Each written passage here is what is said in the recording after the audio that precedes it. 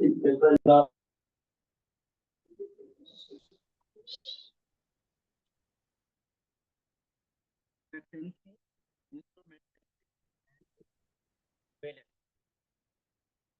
वो कहते हैं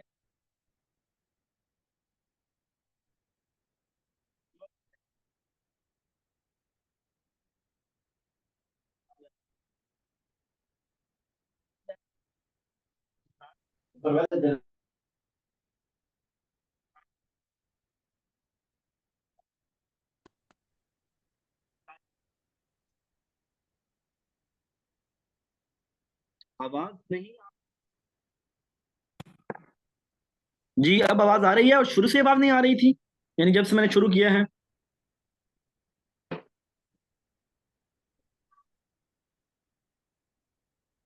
ओहो, चलें दोबारा शुरू करें। जी तीन चीजें थी: एक्सपेक्टेंसी, इंस्ट्रूमेंटेलिटी एंड वैलेंस। अब जो है वो एक्सपेक्टेंसी के अंदर क्या है कि वही जिस तरह हमने कहा कि एक बंदा इतनी मेहनत करता है, वो एफर्ट करता है, उसका पर्पज ये होता है कि मुझे इससे सक्सेस मिले। His effort lead to him toward desired level of performance. उसकी जो एफर्ट्स हैं उसे डिजायर्ड लेवल परफॉर्मेंस के लेके जाती हैं। और दिस इज लाइकलीहुड, यानी ये हमेशा ही ऐसे होता है कि अगर आप मेहनत करेंगे तो जहरी बात है आपको जो है वो आपकी परफॉर्मेंस बेहतर होगी।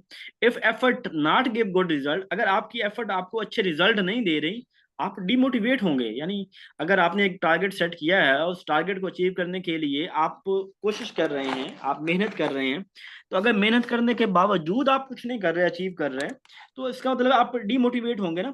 ही मे फिर आप परसेप्शन बनाएंगे कि how much effort he needs for some specific performance, कि मुझे अपनी परफॉर्मेंस को बेहतर करने के लिए कितने जो है ना वो चाहिए। इंस्ट्रूमेंटेलिटी के अंदर क्या है कि इंडिविजुअल थिंक हिज गुड, अगर मेरी परफॉर्मेंस अच्छी हो गई है तो जहरी बात है फिर मेरी आउटकम भी अच्छी होगी। If his performance will not give him good outcome, अगर मेरी परफॉर्मेंस तो अच्छी है, यानी मैं बहुत मेहनत से कॉलेज के अंदर पढ़ा रहा हूँ, मैं कॉलेज के अंदर गया तो मेरी ये था कि अगर मैं मेहनत से पढ़ाऊंगा तो मेरी परफॉर्मेंस बेहतर होगी, कॉलेज में मेरा नाम होगा। लेकिन अब मैं बड़ी मेहनत से पढ़ा रहा हूँ लेकिन उसके बावजूद मेरी परफॉर्मेंस आउटकम अच्छी नहीं आ रही। प्रिंसिपल एम ए मेरे साथ कावड़ा रहता है, नाराज रहता है। तो उस सूरत के अंदर क्या होगा कि मैं जो है ना वो डिमोटिवेट हो जाऊंगा, और मैं जो अपनी एफर्ट अच्छी कर रहा हूँ वो कम कर दूंगा। In this clearly about work and reward, ये वाज़ेह बात है कि वर्क रिवार्ड की बात है कि अगर आप वर्क अच्छा करेंगे तो रिवार्ड अच्छा होगा। He make perception after his performance he will get outcome, आप जितनी परफॉर्मेंस करेंगे उतना outcome, good outcome lead to bonus and promotion etc. ठीक है। वैलेंस के अंदर आते हैं आउटकम। अब मेरी आउटकम जबरदस्त हो गई है, अब रिवार्ड मिलना चाहिए। Individual value his outcome that is associated to his desired performance, हर बंदा अपनी आउटकम को वैल्यू देता है कि इससे मेरी जो डिजायर्ड परफॉर्मेंस है वो बेहतर होती है। मजे की बात बताऊं, मैं पिछले साल 2023 की बात है, जब एंड पे सर्दी की छुट्टियां हुई ना, तो अगर हमें कॉलेज से छुट्टियां हो ना, तो फिर हमारा वो आपको पता है जैसे स्कूल साइड पे भी होता है कि आपका कन्वेंस अलाउंस कटता है। और अगर छुट्टियां कोई ना हो, अब मेरे पास जो हमारा बीएड था ना, वो हमने उनको छुट्टियां की हुई थी, और प्रिंसिपल साहब ने ना मेरा कन्वेंस अलाउंस के लिए नाम भेज दिया अकाउंट ऑफिस में कि इस बंदे को कन्वेंस अलाउंस कोई नहीं देना। अब मेरे पास दो तीन असाइनमेंट और थी, यानी एक तो था अपने बच्चों को पढ़ाना जो भी है, तो दो तीन और असाइनमेंट थी जो मैं काम कर रहा था, और शायद उनका काम मुझे गर्मी सर्दी की छुट्टियों में भी करना था। कोई क्यों इसी को देख रहा था मैं क्वालिटी एनहांसमेंट सेल कॉलेज के अंदर, तो उस सेल का इंचार्ज मैं था, फोकल पर्सन। तो अब जो है ना जब मुझे ये पता चला कि ये है, तो मैंने ना प्रिंसिपल साहब को एटीट्यूड दिखाना शुरू कर दिया। और उन दिनों के अंदर जो भी मीटिंग्स आई को मैं कोई ना गया। मैंने कहा जब मुझे उसका जो है जो मेरा हक बनता था, राइट बनता था, वो रिवार्ड मुझे नहीं मिला तो मैं इसका क्यों करूं।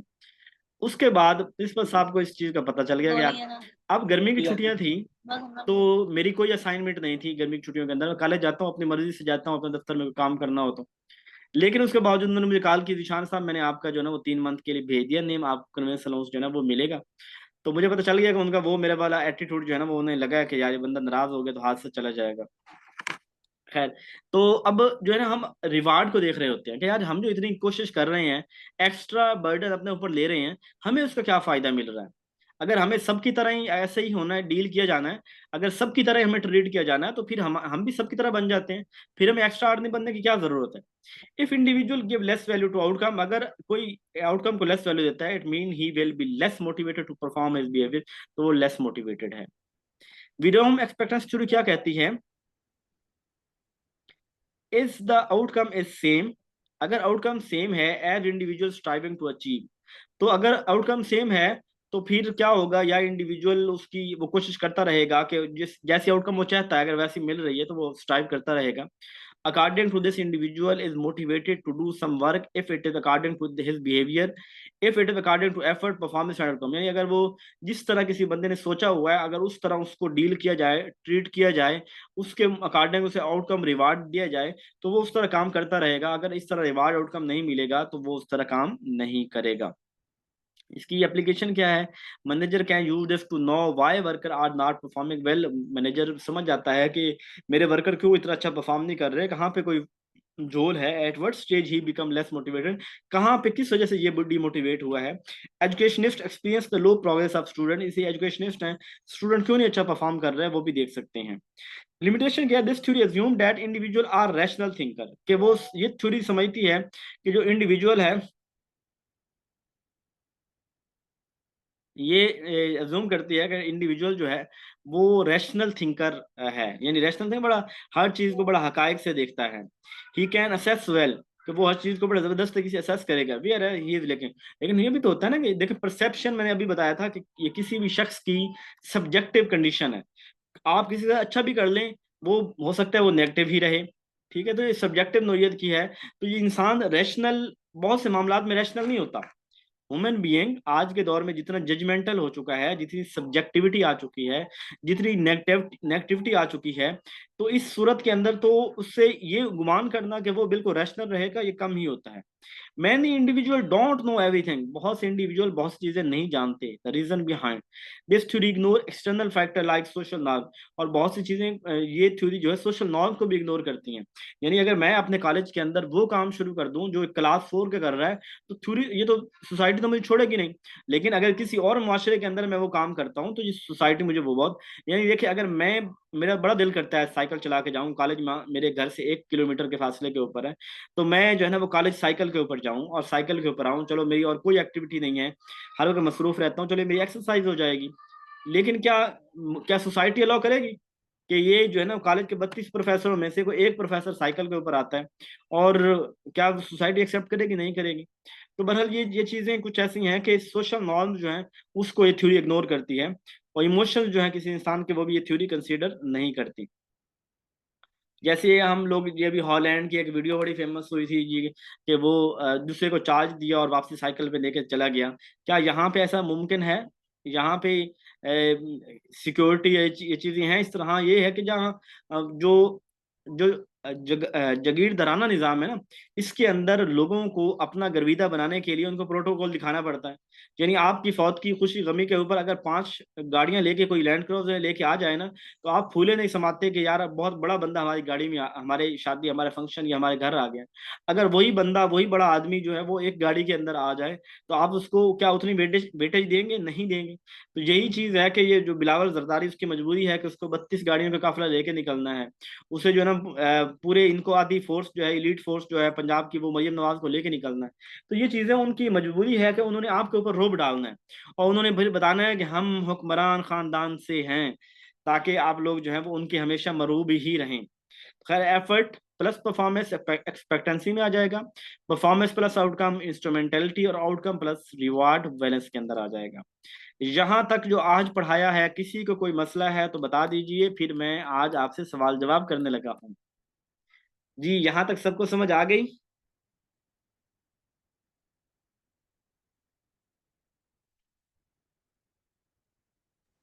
जी सर, आगे समय। इसको याद कोई नहीं करें, कौन सी थ्योरी किसने दी इसको मिट्टी डालिए, बस ये थोड़े से कंसेप्ट याद रखें बस। कोई नहीं याद करने की जरूरत, सिर्फ अब ये याद रहेंगे। 3 थ्योरीज ऐसी हैं, वीरोम विक्टर की थ्योरी ये 3 एक्सपेक्टेंसी की बात करती है, मैकलेंड की थ्योरी अचीवमेंट नीड्स की बात करती है, 3 3 की बात करती है, और उसके अलावा जो ERG थ्योरी थी वो 3 की बात करती है। ERG तो अपने नाम से भी थी ना।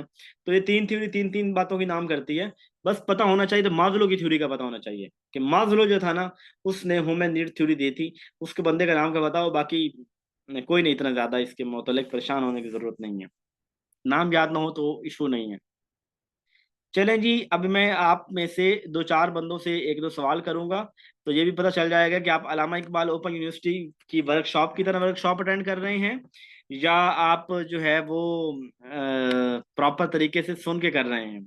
जैसे होता है अल्लामा इकबाल ओपन यूनिवर्सिटी की वर्कशॉप होती है, जब से ऑनलाइन हुई है तो लोग क्या करते हैं कि प्रॉपर पेड होती है, 500 रुपये दो और 5 दिन की वर्कशॉप अटेंड करवा लो, और अगले बंदे जिन्होंने करना होता है उन्होंने मोबाइल के ऊपर लगा के रख दिया है, बस चला के उनकी मोबाइल की बैटरी खत्म होनी है, सुनने वाले कोई नहीं होने। तो यहाँ पता चल जाएगा कि आप लोग कोई उसी तरह वर्कशॉप ले रहे हैं कि जाग भी रहे हैं।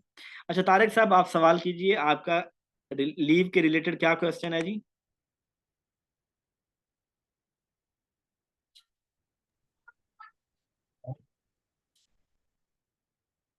जी, जो सवाल करना चाहे वो कर सकता है, नहीं तो मैं सवाल पूछने लगा हूँ। अस्सलाम वालेकुम सर। क्वेश्चन ये था कि अगर कोई मुझे आवाज कोई नहीं आ रही। सर मेरा क्वेश्चन है कि चले मैं एक कर लेता हूँ, उसी शर्मांदे शर्माइंदे रहना।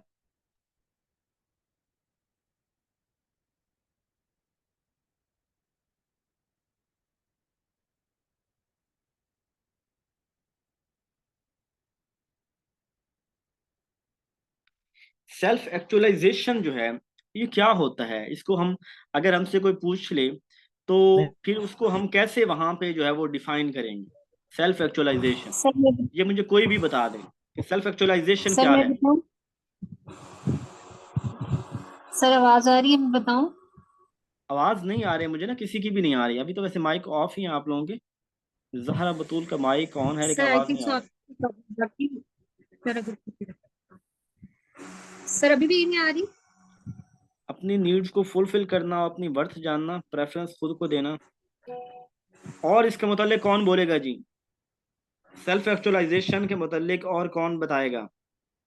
सर अपनी जात के मतलब अपने अच्छा, आप को मेरा ये ख्याल है कि पता नहीं ये आवाज जो है ना सर वो स्पीकर के अंदर नहीं आ रही है, हालांकि स्पीकर तो अपनी ऑन है। जात को तस्लीम पहुंचाना, अपनी जरूरियात को फुलफिल करना, अपने आप को पहचानना।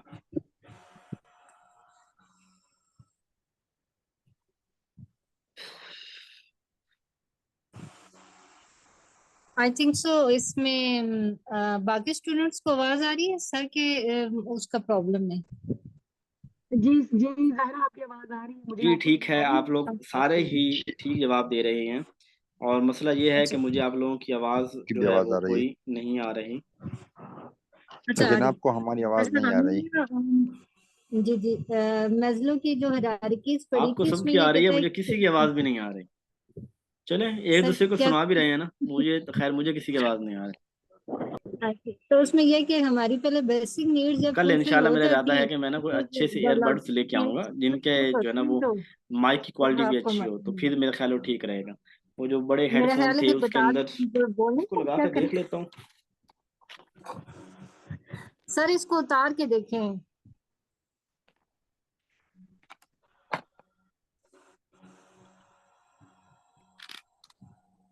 अच्छा सिंपल वर्ड में ये कि खुद ही ये होती है हमारी जब बेसिक नीड्स फुलफिल हो गई ना, एक्चुअलाइजेशन में ये होता है कि हम जो है ना खुद ही के लेवल पे पहुंच जाते हैं, ठीक है। वहां पे हमें ना अपने इनर के बारे में पता होता है, जैसे अगर हम किसी की गीबत चुगली या कुछ भी कर रहे हैं ना, तो तब हमें वहां पे अवेयरनेस हो रही होती है कि यार ये चीज हम कर रहे हैं ना, दिस इज रॉन्ग, ठीक है। ये हमारे सेल्फ के लिए एक पॉजिटिव फूड नहीं है, जो अगर हम अपनी जात को देंगे तो उससे हमारा क्या होगा कि वो नुकसान होगा, ठीक है। तो सेल्फ एक्चुअलाइजेशन वो होता है, वो हायर लेवल होता है, जैसे कोई सूफी हो गया और इस तरह के जो लोग हो गए, ठीक है, उस दर्जे के ऊपर वो पहुंचे होते हैं, वो होती है एक सेल्फ एक्चुअलाइजेशन, ठीक है। और ह्यूमंस के अंदर भी यही होता है कि आपके अंदर की जो बसीरत है ना वो जाग जाती है, ठीक है। जब आप कोई चीज गलत कर रहे होते हैं ना, तो वहां पे फौरन से आपको एक इनर वॉइस आती है कि नहीं, दिस इज रॉन्ग, ये मेरी जो है वो ये मेरी जात के लिए अच्छा नहीं है, और ये क्या है, ये सेल्फ एक्चुअलाइजेशन है। वहां पे फिर आप ह्यूमैनिटी के ऊपर बात करते हैं, इंसानों को तकलीफ देने से गुरेज करते हैं, अपने राइट्स का ख्याल करते हैं, दूसरों के को उनके जो है वो राइट्स देते हैं, अपनी ड्यूटीज को जो है वो करते हैं। मतलब आप एक जो है ना प्रॉपर एक प्रॉपर इंसान बन जाते हैं, ठीक है, जिससे दूसरों को आपकी जात से दूसरे लोगों को जो है वो फायदा पहुंचने लग जाता है। ये होती है सेल्फ एक्चुअलाइजेशन। मैडम बहुत ज़बरदस्त आपने एक्सप्लेन किया, और यकीनन यही 100% यही कंसेप्ट इसका है, जो आपने जो है वो दिया है ज़हरा बतूल ने। शुक्रिया। मैंने माइक लगा लिया था, दूसरा हेडफोन, तो मुझे आपकी आवाज़ आ रही है। अब पता नहीं आपको मेरी आ रही है कि नहीं आ रही, मुझे आपकी आवाज़ आ रही है। अच्छा, इसके बाद मुझे कोई बताएगा कि ये हाइजीन फैक्टर क्या है, और कौन सी चीज़ें हैं जो हाइजीन फैक्टर हैं, और इनकी क्या अहमियत है। हर हाइजीन फैक्टर से बहुत काम मोटिवेट भी करते हैं और डीमोटिवेट भी करते हैं। अगर तो हमें फायदा हो रहा है तो हमारी हाइजीन अच्छी हो जाएगी, तो करेंगे। लेकिन अगर हमें नुकसान हो रहा है तो हम डीमोटिवेट भी हो जाएंगे, क्योंकि यही हमारे काम करने की सलाहियत पैदा करते हैं हमारे अंदर। जी ठीक है, आपने ठीक समझाने की कोशिश की। इसके अलावा भी कोई बता दें।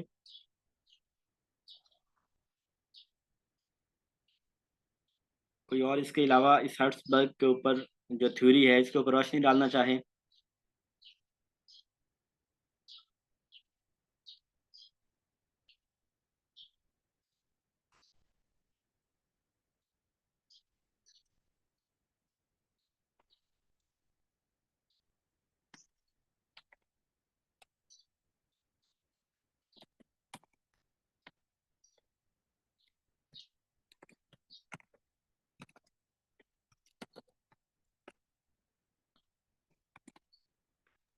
क्या हम इसे कह सकते हैं कि हाइजीन टू फैक्टर थ्योरी यानी अच्छा एनवायरनमेंट, अच्छे रूल्स पॉलिसीज, कोई भी इदारा है वहाँ की जो मैनेजमेंट है वो ओवरऑल अच्छी है तो वो गुड हाइजीन।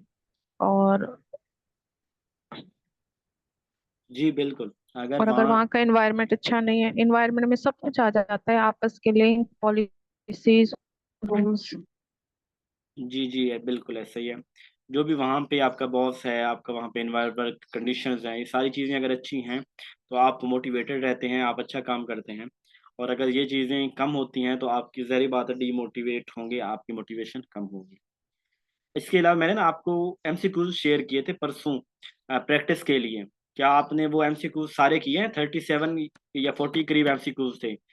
ज़रा मुझे सिर्फ यस कर दें जिन लोगों ने 40 के 40 एमसीक्यूज रिवाइज किए थे।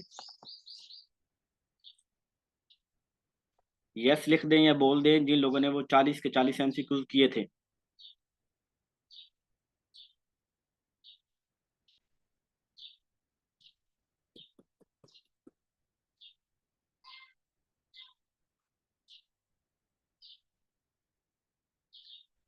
जी मैंने शेयर किए थे, मैंने आपके मटेरियल ग्रुप के अंदर ही जो एमसीक्यूज शेयर किए थे।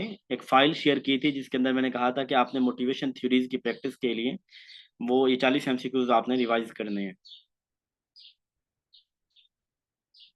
अच्छा, इस तरह के एमसीक्यूज जो जैसे हम साइकाल ये कल हमारा जो है वो ख़त्म हो जाएगा मोटिवेशन का लेक्चर, तो उसके बाद हम साइकोलॉजी शुरू करेंगे। तो साइकोलॉजी के अंदर जो है वो मैं आपको रोज़ाना की बुनियाद पे हर दूसरे तीसरे दिन आपके साथ एमसीक्यूज शेयर करूंगा, और वो एमसीक्यूज बहुत ही इंपॉर्टेंट होंगे। वो एमसीक्यूज आपकी फर्दर जो है एग्ज़ाम के लिए और आपका कंसेप्ट बिल्ड करेंगे, क्योंकि बहुत सी चीज़ें ऐसी होती हैं थ्योरी के अंदर हम लोग तज़किरा नहीं करते, लेकिन वो कहीं ना कहीं उस थ्योरी की एप्लीकेशन होती हैं, और वो एप्लीकेशन हमें एमसीक्यूज से पता चलती हैं कि ये ऐसे है।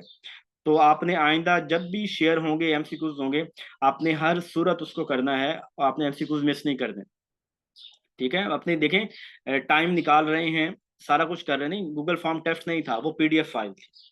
तो आप लोग अभी भी टाइम निकाल के बैठे हैं एक सेशन। आप में से जो नई भी क्लास लेते हैं ना, उनको भी फिक्र होती है कि यार मैंने क्लास लेनी है। जब आपने अपने अंदर से परेशानी पाली हुई है तो फिर क्यों ना एक अच्छे तरीके से करें, एक काम करना ही है तो अच्छे तरीके से कर लिया जाए। तो अपना दी बेस्ट दें, अच्छे तरीके से तैयारी करें, और इंशाल्लाह अल्लाह ताला आप लोगों के नसीब अच्छे करें, आप लोगों को कामयाबियां दे। अपना ख्याल रखिएगा, इंशाल्लाह कल मिलते हैं फिर।